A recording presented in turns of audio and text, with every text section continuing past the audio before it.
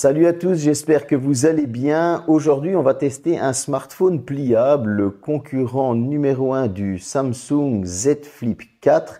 J'ai nommé le Motorola Razr, il faut savoir le dire, modèle 2022.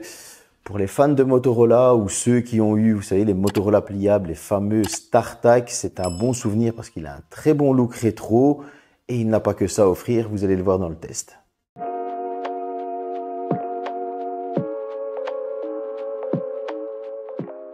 Bon, niveau design, tout d'abord plié, on va retrouver un smartphone qui n'est pas beaucoup plus épais que par exemple mon Samsung S21 Ultra. Ça se joue à quelques millimètres de plus et on peut remarquer que cette charnière en métal est vraiment de très bonne qualité et fait office de robustesse et ça, ça donne tout de suite confiance. Une fois qu'on le déplie, on a un smartphone qui est assez large et qui reprend sa taille avec un look assez rétro qui est tiré un petit peu des Motorola StarTAC 130. En tout cas, c'est ma sensation, c'est mon avis.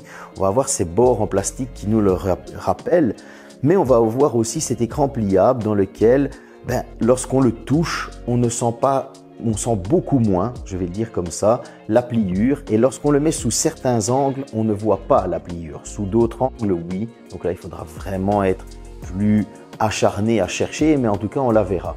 Et ça, c'est un gros point fort parce que c'est après quelques temps d'utilisation, on ne voit toujours pas cette pliure.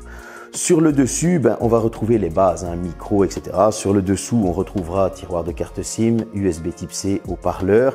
Un second haut-parleur est sur la tranche du haut. Le côté gauche est totalement épuré. Sur la tranche de droite, on retrouvera deux boutons du volume, un bouton d'extinction de l'image qui fait office de lecteur d'empreinte.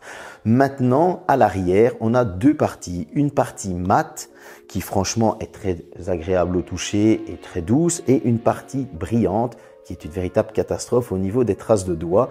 Mais cette partie brillante, elle loge un écran assez grand, assez fluide, avec lequel on va pouvoir se voir lors de selfies, avec lequel on va pouvoir répondre aux messages, lire ces messages, regarder des vidéos YouTube. Et ça, j'ai envie de dire que vis-à-vis de Samsung, c'est un gros point fort. Pour la partie écran, elle va être scindée en deux. La première, le petit écran de 2,7 pouces, c'est du HD+, donc on a une très bonne résolution, il est tactile. Vous allez avoir toutes vos notifications dessus, mais vous allez aussi pouvoir tirer le volet pour allumer la lampe torche, c'est assez utile. Mais pas que, vous allez pouvoir regarder aussi vos vidéos YouTube. Lorsque vous allez fermer le téléphone, ça va passer sur le petit écran, c'est assez sympa. Vous allez pouvoir directement décrocher pour pouvoir parler à une personne. Alors là, il faudra être en Bluetooth ou en haut-parleur, certes, mais je trouve que ça, c'est assez cool. Vous allez pouvoir répondre à vos messages directement et donc, vous allez intégrer pas mal d'applications dans cet écran extérieur. Et donc, franchement, il a une super utilité de ne pas devoir à chaque fois déplier le téléphone. Une fois que vous allez déplier justement ce téléphone, vous allez avoir une dalle de 6,7 pouces, ce qui est quand même pas mal, avec un taux de rafraîchissement de 144 Hz. Cet écran est un P-OLED de chez LG. Il est Full HD+, avec du HDR10+, donc voilà, c'est du 29e. Ça vous donne déjà plus ou moins la qualité de cet écran qui est très fluide. Ce P-OLED, comme je le disais, on ne voit pas la pliure sous certains angles et au toucher, on la sent beaucoup moins que sur le Samsung Z Flip 4. En tout cas, consommer du contenu sur cet écran avec les haut-parleurs qui, je trouve, sont assez équilibrés et assez puissants, c'est juste du régal. Pourquoi? Parce que même YouTube reconnaît en 2160p la résolution des vidéos et donc vous allez avoir une très bonne qualité vidéo. Franchement, il est très fluide, il est très agréable à utiliser. Et honnêtement, pour une fois, un smartphone pliable dont on n'est pas obligé de déplier à chaque fois pour répondre aux messages, etc., c'est assez cool. Parlons un petit peu maintenant de la partie spec. Tout d'abord, a-t-elle été laissée pour compte? Justement, non, elle vient vraiment attaquer en force. On retrouve un Snapdragon 8 Plus Gen 1, donc une des dernières générations, 8 Go de RAM en LPDDR5, un GPU Adreno 730, 256 Go en UFS 3.1 et tout ce petit monde m'a donné un score à l'Antutu de 1 26 255 points, ce qui je trouve est très correct.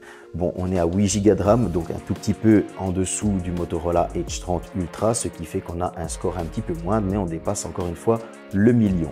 Si je prends le Geekbench, il nous sort un score de 1309 au simple cœur et un score de 3982 au multicœur. ce qui en fait clairement des performances d'un smartphone haut de gamme. Alors oui, le prix aussi devient le prix d'un haut de gamme, il faut l'avouer, mais en tout cas voilà, on a une très bonne technologie d'écran avec une pliure qu'on voit un peu moins, on a les dernières specs. Voilà, ça vous donne déjà une idée. Et en plus, comme ce smartphone est assez grand, il va pouvoir bien tenir en main lors de vos sessions de jeu. Ici, j'ai essayé Asphalt 9. Encore une fois, ça tourne super bien. Il n'y a pas de souci au niveau d'Asphalt 9. On va retrouver un smartphone très fluide, très coloré. Pour ce qui est de Genshin Impact, je me suis un petit peu laissé aller au graphisme en maximum, 60 fps pour le taux de rafraîchissement. Et là, on a un jeu qui ne bronche pas, qui est super fluide. En plus, je fais un enregistrement d'écran en plus. Le smartphone ne chauffe pas. C'est vraiment que demander de plus d'avoir un smartphone qui fait d'aussi bonnes performances. Sur Fortnite, là encore une fois, j'ai été surpris. Graphisme épique. Je suis monté jusqu'en 60 fps, c'était assez stable. Maintenant, je vous conseille de partir plus sur le 30 ou 45 fps. En tout cas, en 30 fps, Fortnite tourne nickel. On a de très beaux graphismes, on va pouvoir faire de très bonnes sessions de jeu. Et là où j'ai été très surpris, c'est au niveau de la chauffe, parce qu'on sait tous que Fortnite est très gourmand en performance et donc du coup, ça va chauffer pas mal. Et là, je me suis retrouvé avec une température de 43 degrés après une game de 15 minutes. Ce qui, je trouve, franchement, est assez correct parce que j'ai déjà vu vachement plus. Alors peut-être que c'est parce que je jouais en 30 fps et que ça chauffait un petit peu moins. Mais en tout cas, 43 degrés après un bon quart d'heure de game sur Fortnite. Honnêtement, bravo Motorola. Au niveau de ce Motorola, qu'est-ce qu'on va retrouver pour les capteurs? À l'arrière, on va retrouver deux capteurs. Un premier capteur de 50 mégapixels avec une ouverture de 1.8 grand angle. Un deuxième capteur ultra grand angle 13 mégapixels, ouverture 2.2. Quant à l'avant, on va retrouver un capteur de 32 mégapixels, grand angle, ouverture 2.4. Il faut savoir que lorsque vous allez prendre des photos en mode plié, c'est le capteur de 13 mégapixels qui les prend et pas le 50 mégapixels. C'est assez dommage, mais en tout cas, on a quand même pas mal d'options. Pour le prendre en plié, vous allez pouvoir régler pas mal de choses, vous allez pouvoir mettre des filtres malgré tout. Donc je trouve qu'on a quand même pas mal d'options. Une fois déplié, ce qui est sympa, c'est que vous allez pouvoir l'utiliser en angle droit, en angle de 90 degrés, pour pouvoir avoir des conversations sur Google Duo, etc., un peu comme le Z Flip 4. Cependant, au niveau des photos, ici, différemment, j'ai fait des petites visites à gauche, à droite. Ma fille a été par exemple au parc animalier Perry d'Isaac, elle a pris des photos de nuit. Moi, j'ai pris des photos au barrage de l'Odeur, j'ai fait des selfies pour vous donner la meilleure idée d'une petite balade avec ce smartphone. Vous savez, un peu comme on fait chacun. Et je trouve que les photos sont assez correctes. Franchement, elles sont même bonnes. On a de très bons résultats, que ce soit pour les ralentis, etc. Cependant, malheureusement, là, cette fois-ci, il ne va pas arriver au niveau du Samsung Z Flip 4. Il est juste, mais vraiment juste en dessous. Maintenant, voilà, c'est une concession à faire. On a d'excellentes photos, elles ne sont pas mauvaises, elles sont passables par rapport au Z Flip 4 qui, lui, est son principal concurrent. Cependant, vous allez avoir plein de petites astuces avec ce téléphone. Comme je le disais, pouvoir utiliser l'écran extérieur pour pouvoir se faire un selfie. Vous allez pouvoir, lorsque vous le dépliez pour faire un selfie d'une autre personne, vous allez avoir des animations sur l'écran qui vont vous demander de sourire, etc., etc. Et ça, je trouve que c'est assez sympa, justement pour pouvoir utiliser l'appareil photo au mieux et faire de très bonnes photos. Maintenant, au niveau des zooms, on va être limité à du zoom x8. Bon, la norme de ces derniers temps est entre x10 et x15. Moi, comme vous le savez, je vous conseille toujours de ne pas aller voir beaucoup plus loin. Autant garder du 10, 15 maximum, voire même 5. Donc x8, c'est passable, encore une fois, mais on n'arrive pas au niveau du Z Flip 4. C'est vraiment à ce moment-là qu'ils sont en train de se battre au coude à coude parce que niveau puissance, il est devant, niveau écran, si on regarde la pliure, si on regarde les fréquences de rafraîchissement, etc., il est devant. Donc voilà, comme vous le voyez, la bataille est assez serrée. Maintenant, on va voir ce qu'il vaut au niveau de l'autonomie. Pour cette dernière, qui dit petit smartphone comme il est plié, dit aussi technologie différente, donc les batteries sont plus petites. On va retrouver une batterie quand même plus grande de 700 mAh par rapport à son petit frère, le modèle 1. Avant, on était sur du 2800 mAh, cette fois-ci on est sur du 3500 mAh. En utilisation complète, comptez que vous allez pouvoir tenir 9 heures et 50 minutes, 10 heures on va dire. Ça c'est une utilisation intensive. Mais quand je dis intensive, c'est-à-dire que c'est une utilisation où le téléphone est souvent déplié et que vous allez pouvoir utiliser en continu. Et voilà, vous allez toujours être dessus, etc. Vous le dépliez à chaque fois non-stop. Maintenant, si vous allez avoir une utilisation plus raisonnable, c'est-à-dire l'utiliser en mode plié, répondre à des appels lorsqu'il est plié, à des SMS, et que vous allez le déplier moins souvent, mais uniquement pour consommer du contenu ou du jeu vidéo, à mon grand étonnement, là, il a quand même réussi à tenir 14 heures, voire presque 15, parce qu'on était à 14h53 minutes. Et donc, je trouve que ça, c'est très très bien. Surtout qu'il a une charge rapide de 30 watts, une fausse charge rapide de 30 watts, on va le dire comme ça. Comme la batterie est petite, forcément, ce 30 watts va faire un très bon travail, il va charger assez vite.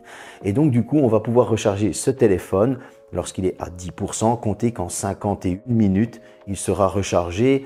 Donc voilà, on a une charge rapide parce que la batterie est petite. C'est une fausse charge rapide. Mais en tout cas, on a quand même une très bonne autonomie pour un smartphone pliable parce que le Z Flip 4, ça aussi, c'était un de ses défauts d'avoir un téléphone qui a une moindre autonomie. Pour la conclusion, on est sur un tarif à 1199 €, 1199. Donc, c'est-à-dire qu'on est déjà sur un tarif très élevé, haut de gamme, très haut de gamme. Du coup, il est vraiment, encore une fois, au coude à coude avec le Samsung Z Flip 4 qui est du même prix. On a 256 Go de stockage. Je ne vais pas vous répéter toutes les specs. La photo, elle, est passable. Le look est rétro. Il va falloir aimer.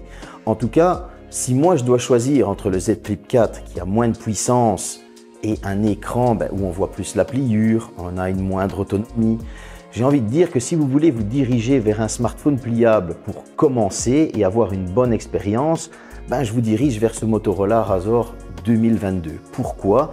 Parce que vous allez avoir les bons côtés du smartphone pliable. Une pliure qu'on voit moins, une bonne autonomie, une très bonne puissance, un très bon son, le fait de pouvoir répondre sur un écran tactile lorsqu'il est plié. Et donc, toutes ces petites choses font qu'on a une très bonne impression. Parce que au-delà de ça, si vous voulez avoir ces petites specs de pouvoir répondre lorsqu'il est plié, etc., il va falloir aller vers le Galaxy Fold. Et oui, il va falloir aller sur quelque chose qui est au-dessus des 1500, voire presque 2000 € selon modèle. Et là, ça commence à coûter vachement plus cher. Certes, il est beaucoup plus grand, je vous l'accorde, mais en tout cas, vous allez pouvoir aussi répondre sur du tactile. Donc, pour ceux qui hésitent entre un Z Flip 4 ou un Razr, si c'est votre première expérience, autant bien débuter pour ne pas ensuite être dégoûté du smartphone pliable.